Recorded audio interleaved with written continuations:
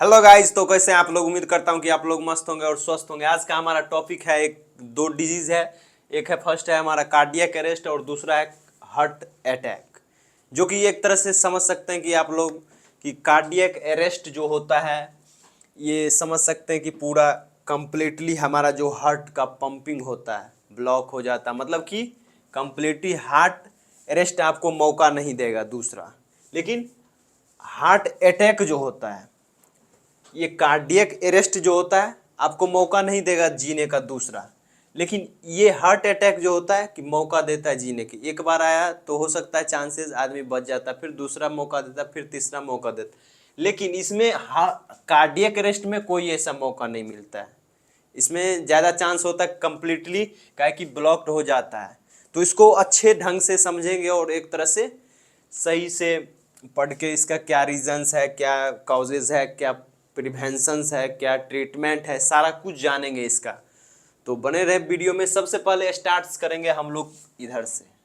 Heart attack को पहले देखेंगे। हार्ट अटैक मतलब होता है मायोकार्डियल इन्फ्रैक्शन, जो कि मेडिकल टर्म में हम लोग बोलते हैं। सिंपल से हार्ट अटैक, सबसे पहले जैसे कि हमारा हार्ट जो होता है, हार्ट को चाहिए ब्लड, और इसमें क्या होता है ब्लड नहीं मिलता है। When blood flow to part of the heart muscles is blocked, usually death or damage to that portion of the heart muscle। मतलब सिंपल सा कहने का मीनिंग है, इतना समझिए। हार्ट में क्रोनरी आर्टरीज होता है, जो कि क्रोनरी आर्टरीज होता है। एक तरह से समझ सकते हैं हमारा ये समझ लीजिए हार्ट है। क्या है? हार्ट है, समझ लीजिए ये हार्ट है। इसी पर देखते होंगे कि एक तरह से लेयर में करोनरी आर्टरीज होता है, कैपिलरीज होता है। उसमें होता है कि करोनरी आर्टरीज में सही ढंग से मतलब कि एक तरह से ब्लड जो फ्लो होता है वो नहीं हो पाता है। इसी में करोनरी आर्टरीज होता है। हार्ट में हमारे मायोकार्डियल लेयर, हमारा हार्ट का 3 लेयर होता है, एक पेरिकार्डियल, दूसरा मायोकार्डियल, तीसरा इंडोकार्डियल। और मायोकार्डियल जो होता है हमारा मिडिल लेयर होता है, इंडोकार्डियल इनर लेयर और पेरिकार्डियल आउटर लेयर होता है। तो मायोकार्डियल में ही जो कोरोनरी आर्टरीज होता है उसमें ब्लड जो होता है सही ढंग से फ्लो नहीं कर पाता है, उसके कारण से हार्ट अटैक होने का चांसेस होता है। अब इसका क्या कारण है? अब ब्लड तो मतलब सही ढंग से मायोकार्डियल लेयर को, सिर्फ इतना सिंपल सा मीनिंग है। हार्ट अटैक क्यों होगा? तो हार्ट अटैक तब होगा जब हमारे मायोकार्डियल लेयर में सही ढंग से ब्लड मतलब नहीं पहुंच पाएगा, उसके कारण से होता है। अब इसी में हमारा जैसे कि ब्लड नहीं पहुंचेगा तो ऑक्सीजन नहीं मिल पाएगा, जिसके कारण से हमारे मायोकार्डियल में नेक्रोसिस देखने को मिलेगा। मतलब मायोकार्डियल का लेयर जो है उसमें जो सेल्स है वो डेथ होने का चांसेस है। तो ये धीरे धीरे इसीलिए हार्ट अटैक जो होता है कि बार बार चांसेस दे देता है, इसीलिए बार बार चांसेस दे देता है। क्या कि नेक्रोसिस भी होता है तो पहली बार होता है कि थोड़ा कम होता है, उसके बाद आगे बढ़ जाता है वही चीज़। तो उसी इतना समझिए करोनरी आर्टरीज में जो होता है सही ढंग से ब्लड फ्लो नहीं होता है, किसी भी ढंग का ब्लॉकेज देखने को मिलता है, तो उसके कारण से हमारा हार्ट अटैक होता है या मायोकार्डियल इन्फ्रैक्शन होता है। तो सबसे पहला हमारा काज होता है अर्थरोस्क्लेरोसिस। देखिए हार्ट अटैक का मीनिंग सिंपल शब्द में समझिए। जो हमारा मायोकार्डियल लेयर है हार्ट का मिडिल लेयर, उसमें कोरोनरी आर्टरीज होता है। उसमें जो ब्लड है हमारे मायोकार्डियल लेयर में ब्लड सही से नहीं पहुंच पाता है, कोरोनरी आर्टरीज में किसी भी तरह का ब्लॉकेज हो जाता है, उसके कारण से हार्ट अटैक या मायोकार्डियल इन्फ्रैक्शन देखने को मिलता है। तो सबसे पहला इसका कारण है अर्थरोस्क्लेरोसिस, या हमारा दूसरा कारण एक्यूट कोरोनरी थ्रोम्बोसिस। 90% हमारा जो इसका कारण होता है हमारे हार्ट अटैक का, वो हमारा एक्यूट कोरोनरी थ्रोम्बोसिस होता है। इसके कारण से ही हार्ट अटैक ज़्यादातर चांसेस होता है। सबसे पहले हम समझेंगे अर्थरोस्क्लेरोसिस।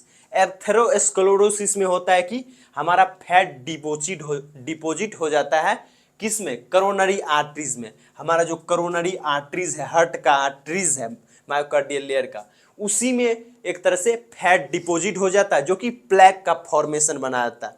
अब समझ सकते हैं कि ये हमारा एक, समझ लीजिए ये आर्टरीज है, इसी में हमारा प्लेक का फॉर्मेशन हो जाएगा या हमारा फैट डिपॉजिट हो जाएगा, तो उसके कारण से ब्लड फ्लोज नहीं हो पाएगा सही ढंग से। अब ब्लड रुकेगा तो हमारे मायोकार्डियल लेयर या सेल्स को वहाँ पर मतलब ब्लड नहीं सही ढंग से मिल पाएगा, जिसके कारण से हार्ट अटैक होने का चांसेस होता है। तो अर्थरोस्क्लेरोसिस का सिंपल सा मीनिंग है हमारे जो हमारा कोरोनरी आर्टरीज है उसमें प्लेक का फॉर्मेशन हो जाता है। प्लेक का फॉर्मेशन मतलब फैट का डिपोजिशन हो जाता है। और दूसरा हमारा आता है कि एक्यूट कोरोनरी थ्रोम्बोसिस। दूसरा कारण क्या हो सकता है हार्ट अटैक होने का चांसेस किसमें होगा? Acute coronary thrombosis. थ्रोम्बोसिस होता है मतलब कि sudden formation of blood clot, मतलब थ्रोम्बस का फॉर्मेशन होगा तो उसी को बोलते हैं थ्रोम्बोसिस। तो ये कहाँ होगा? कोरोनरी आर्टरीज में होगा, थ्रोम्बोसिस होगा मतलब कि थ्रोम्बस का जो हमारा क्लॉट है, ब्लड क्लॉट हो जाएगा हमारे कोरोनरी आर्टरीज में, जो हमारा प्लेटलेट्स है वहाँ जाके जमा हो जाता है, उसके कारण से भी हमारा इनसाइड एक कोरोनरी आर्टरीज मतलब थ्रोम्बस का फॉर्मेशन होगा हमारे कोरोनरी आर्टरीज में, या ब्लड क्लॉटिंग फैक्टर्स जो है वो वहाँ जाकर क्लॉट कर देगा ब्लड को। तो वहाँ पर एक तरह से समझिए तो हार्ट में सही ढंग से हमारा ब्लड नहीं पहुँच पाएगा, तो उसके कारण से भी हमारा चांसेस है। तो इसका 90% चांसेस ही होता है कि कोरोनरी थ्रोम्बोसिस के कारण होगा। तो कोरोनरी थ्रोम्बोसिस क्या है? हमारा फॉर्मेशन हो जाता है, ब्लड क्लॉट हो जाता है हमारे कोरोनरी आर्टरीज में, तो उसी को बोलते हैं कोरोनरी थ्रोम्बोसिस। इसी का 90% चांसेस होता है हार्ट अटैक का। दूसरा हम लोग देखेंगे क्लिनिकल मैनिफेस्टेशन। हम लोग कार्डियक अरेस्ट बाद में देखेंगे, इसके बारे में भी जानेंगे, पहले इसका पूरा कर लेते हैं क्लियर। तो क्लिनिकल मैनिफेस्टेशन क्या है? सीवियर चेस्ट पेन और प्रेशर। सीवियर चेस्ट पेन होगा और प्रेशर देखने को मिलेगा। और क्लिनिकल मैनिफेस्टेशन बहुत सारा है, लेकिन हम लोग कुछ दो चार देख लेते हैं जो कि एग्जाम के लिए इंपॉर्टेंट है और हर चीज़ के लिए जानने के लिए ज़्यादा बहुत सारा कुछ होगा इसमें। जैसे कि समझ सकते हैं कि ये सीवियर चेस्ट पेन हो रहा है और प्रेशर लगेगा चेस्ट में, एक तरह से हाइपरटेंशन देखने को मिले मतलब ब्लड प्रेशर जो हमारा हाई रहेगा। उसके बाद डायस्पिनिया देखने को मिलेगा, एंजाइटी देखने को मिलेगा, नोजिया, वोमिटिंग, ये सब देखने को मिल सकता है। उसके बाद एक तरह से एक्सेसिव स्वेटिंग देखने को मिल सकता है, जैसे कि फील कर एक तरह से समझ सकते तो ज़्यादातर ठंड महसूस कर सकता है पेशेंट जो हार्ट अटैक आने आएगा तो उसके वजह से। तो उसके बाद मेडिकल मैनेजमेंट में हम लोग मॉर्फिन सल्फेट देंगे 5 से 10 mg एससी। उसके बाद ये क्या करता है? मॉर्फिन सल्फेट पेन मैनेजमेंट करता है। दूसरा हमारा वैसोडायलेटर्स। वैसोडायलेटर्स में जैसे नाइट्रेट्स दे सकते हैं, बीटा ब्लॉकर्स दे सकते हैं। वैसोडायलेटर्स क्या करता है? एक तरह से हमारा जो समझ सकते हैं वेसल्स का मैनेजमेंट करता है, हमारे जो ऑक्सीजन का नीड है हमारे मायोकार्डियल को, उसका ऑक्सीजन का नीड का थोड़ा सा रिड्यूस कर देता है, उसका नीड्स थोड़ा कम कर देता है कि उसको कम में भी कम काम चल सके। उसके बाद वैसोडायलेटर्स क्या करता है? डायलेट का करता है, वेसल्स को डायलेट करता है। तो उसके बाद इसमें और जो ऑक्सीजन का नीड है या ब्लड में जो ऑक्सीजन का नीड है उसको थोड़ा कम कर देता है और पेन मैनेजमेंट करने का भी काम करता है। दूसरे बात एंटीकोगुलेंट। एंटीकोगुलेंट मतलब जो हमारा इसमें एग्जाम्पल आ जाता है हमारा हेपरिन, जो ही कि हमारा क्लॉटिंग फैक्टर बन रहा था उसको उससे रिलीव करेगा, उससे प्रिवेंट करने का काम करता है। उसके बाद थ्रोम्बोलाइटिक में स्ट्रेप्टोकाइनेज, उसके बाद यूरोकाइनेज। थ्रोम्बोलाइटिक में हम लोग देख सकते हैं कि जैसे कि थ्रोम्बोलाइटिक हमारा हो रहा था, जैसे कि थ्रोम्बस का फॉर्मेशन हो रहा है तो इससे प्रिवेंट हमारा करेगा थ्रोम्बोलाइटिक। थ्रोम्बोलाइटिक देंगे, इसमें एग्जांपल आता है स्ट्रेप्टोकाइनेज, उसके बाद यूरोकाइनेज, ये दोनों हम लोग दे सकते हैं। तो ये हमारा दो चार ड्रग्स है जो कि हमने बात किया, तो इससे आप लोग समझ सकते हैं। और इसका ड्रग्स का अलग का हम लोग जो है फार्माकोलॉजी पढ़ेंगे तो उसमें हम लोग इस पर ही अलग अलग करके स्पेसिफिक वीडियो बनाएंगे, तो उस पर आप लोग को अच्छे ढंग से समझाएंगे। और बहुत सारा ड्रग्स का को हमने पहले डील कर रखा है, इसलिए यहाँ पर शॉर्ट में निकलते हैं। तो सबसे पहले उसके बाद हार्ट अटैक हमारा हो गया। दूसरा हमारा आता है कार्डियक अरेस्ट। कार्डियक अरेस्ट में क्या होगा? The sudden sensation of affecting cardiac activity resulting in loss of circulation and oxygen which can beat rapidly without pumping any blood, or when the heart stop beating completely, it means stall। तो इसमें क्या देखने को मिलेगा, हमारा heart attack जो था, heart attack में हमारे कोरोनरी आर्टरीज में ब्लड किसी भी ढंग से रुक जा रहा था। मतलब इट मीन्स जो हमारा मायोकार्डियल लेयर है उसको सही ढंग से एक तरह से ब्लड नहीं मिल पा रहा था, ब्लड फ्लो नहीं हो रहा था, जिसका कारण एक तो अर्थरोस्क्लेरोसिस था और दूसरा हमारा थ्रोम्बस था।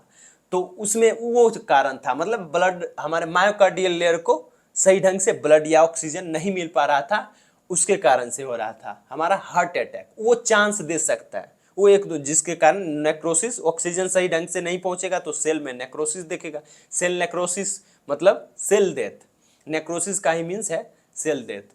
तो हार्ट अटैक उसके कारण से हो रहा था, जो कि चांसेस देता है इसी के कारण वो कि हमारा लेयर एक बार दो बार सह सकता है, धीरे धीरे होगा। लेकिन कार्डियक अरेस्ट में ऐसा नहीं है। इसमें क्या होता है कि एक तरह से हमारा जो सर्कुलेशन है वो क्या होता है, किसी भी कारण से कार्डियक एक्टिविटी में चेंजेस आता है, जो कि हमारा जो सर्कुलेशन है, ऑक्सीजनेशन जो हमारा हार्ट को मिलता है वो नहीं मिल पाता है सही ढंग से। सर्कुलेशन जितना ब्लड मिलना चाहिए हमारे हार्ट को पंप करने के लिए वो नहीं मिल पाता, रुक जाता है, ऑक्सीजनेशन नहीं मिल पाता, व्हिच कैन बीट रैपिडली, और वो एक तरह से बीट जल्दी जल्दी करने लगता है, हमारा रैपिड बीट होने लगता है। एक तरह से हार्ट का बीट जो होता है बहुत ज़्यादा बढ़ जाता है विदाउट पंपिंग एनी ब्लड, मतलब विदाउट एनी ब्लड का मतलब पंपिंग स्टार्ट कर देता है, हमारा हार्ट जो होता है रैपिडली बीट करने लगता है। और उसके बाद क्या होता है, इसके कारण समझ सकते हैं कि when the heart stop beating completely, मतलब हमारा हार्ट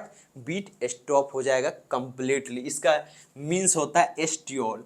एस्टियोल में होता है कि हमारा जब हार्ट कंप्लीटली बीट करना बंद कर देगा उसके कारण से हमारा कार्डियक अरेस्ट होगा। और जब कंप्लीटली हमारा बीटिंग जो है स्टॉप बीटिंग कंप्लीटली हो जाएगा, एस्टॉल देखने को मिलेगा, तो हमारा कार्डियक अरेस्ट होगा, जो कि दूसरा चांसेस देने से असमर्थ हो जाता है बेचारा, हमारा हार्ट नहीं फिर दूसरा चांसेस देगा आप लोग को। उसके बाद काउज में सबसे पहला हमारा मायोकार्डियल हार्ट अटैक था। हार्ट अटैक के कारण भी कार्डियक अरेस्ट देखने को मिला। उसके बाद लॉस ऑफ ब्लड, जैसे कि ट्रॉमा, इंजरीज, इसके कारण से एक्सेसिव अमाउंट में हमारे शरीर से ब्लड लॉस होता है, उसके कारण से देखने को मिलेगा। उसके बाद हमारा ड्रग ओवरडोज है, किसी भी ड्रग का ओवरडोज होता है उसके कारण से देखने को मिलेगा। रिस्पिरेटरी अरेस्ट, रिस्पिरेटरी अरेस्ट में होता है कि हमारे रिस्पिरेटरी मतलब जो ऑर्गन्स है, हमारा लंग्स है, उसको सही ढंग से ऑक्सीजन नहीं मिल पाता, उसके कारण से होता है। तो ये भी एक कंडीशन है। हाइपोथर्मिया, हाइपोथर्मिया मतलब क्या होगा कि ठंड लगने के वजह से भी हो सकता है। मतलब हाइपोथर्मिया 30 डिग्री से 30 डिग्री से समझ सकते हैं कि जो हमारा टेम्परेचर लेवल होगा वो कम जाएगा, तो हाइपोथर्मिया होने का चांसेस है। उसके बाद इसमें क्लिनिकल मैनिफेस्टेशन क्या क्या साइन सिम्टम्स देखने को मिल सकता है। अनकॉन्शियसनेस, मतलब पेशेंट कोई भी अपना जो होता है कि रिस्पॉन्स नहीं करेगा, अनकॉन्शियस हो जाएगा। उसके बाद एब्सेंस ऑफ हार्ट बीट, मतलब हार्ट बीट में एब्सेंस देखने को मिलेगा, हार्ट बीट लॉस हो जाएगा। उसके बाद आई डायलेट हो जाएगा, आई डायलेट हो जाएगा। उसके बाद पेलोर और साइनोसिस देखने को मिलेगा। इसमें इमरजेंसी मेडिकेशन में हम लोग क्या क्या देख सकते हैं, एपिनेफ्रिन, जैसे कि एड्रेलिन, जैसे कि एपिनेफ्रिन क्या करता है, stimulates alpha and beta एड्रिनोजेनिक receptors, increase heart rate, जैसे कि हमारा ये जो काम करता है, हमारा हार्ट को स्टिमुलेट करने में काम करता है हमारा एपिनेफ्रिन या एड्रेनलिन, जो कि एक तरह से मतलब बाहर से देते हैं और ये हमारे शरीर के अंदर भी एक तरह से बढ़ने का होता है। उसके बाद इसमें होता है कि जैसे हमारा रिसेप्टर्स होता है हमारा बीटा और अल्फा, उससे क्या होता है कि एक तरह से ये देने के बाद हमारा हार्ट रेट इंक्रीज हो जाता है। उसके बाद कार्डियक आउटपुट बढ़ जाता है, ब्लड फ्लो बढ़ जाता है, जो कि चांसेस होता है कि कुछ एक तरह से प्रिवेंट कर सकता है कार्डियक अरेस्ट से, अगर इमरजेंसी, ये सब इमरजेंसी ड्रग्स है। उसके बाद हम लोग जैसे कि सीपीआर दे सकते हैं, इमरजेंसी कंडीशन में हम लोग सीपीआर दे सकते हैं, जिसको कार्डियोपल्मोनरी रेजिस्टेंस बोलते हैं। उसके बाद हमारा आता है दूसरा एट्रोपिन। एट्रोपिन किसको बोलते हैं, एट्रोपिन वो ड्रग्स का नाम है जो कि हार्ट रेट को बढ़ाने का काम करता है। उसके बाद एंटी एरेथमिक, एंटी एरेथमिक में क्या होगा, हार्ट रिदम्स मैनेजमेंट होगा, हार्ट रिदम्स जो ज़्यादा हो रहा था, धक धक कर रहा था, वो थोड़ा बंद हो जाएगा, थोड़ा मैनेजमेंट का हो सकता है, जो कि बिना ब्लड का भी पंप कर रहा है, तो उससे रिलीफ मिल सकता है। उसके बाद वैसोप्रेशन क्या होगा, increase blood flow to brain और हार्ट। हमारा जो ब्लड फ्लो है वो क्या हो जाएगा, इंक्रीज हो जाएगा। किसके लिए, हमारा वाइटल ऑर्गन्स के लिए, जिसको ज़्यादा जरूरी है। जैसे कि वैसोप्रेशन देने के बाद हमारा जो वाइटल ऑर्गन्स है उसको आसानी से मिल पाएगा, जैसे कि ब्रेन्स और हार्ट्स को मिलेगा ज़्यादा ब्लड जो है शरीर से भी ज़्यादा लेकर, कहीं से इधर उधर से होता है ना कि उधार ले लेते हैं आदमी, दूसरा आदमी को देता है जिसको ज़्यादा ज़रूरत होता है। तो उसके कारण मतलब ये देने के बाद क्या होगा, हमारे ब्रेन को और हार्ट को ब्लड ज़्यादा मिलने लगेगा। तो उम्मीद करता हूँ कि आप लोग को दोनों टॉपिक्स जो है समझ आया हो। अगर समझ आया हो तो प्लीज़ एक लाइक कर दे और चैनल को सब्सक्राइब कर दे। मिलते रहेंगे फिर अगले वीडियो में। जय हिंद, तब तक के लिए बाय बाय।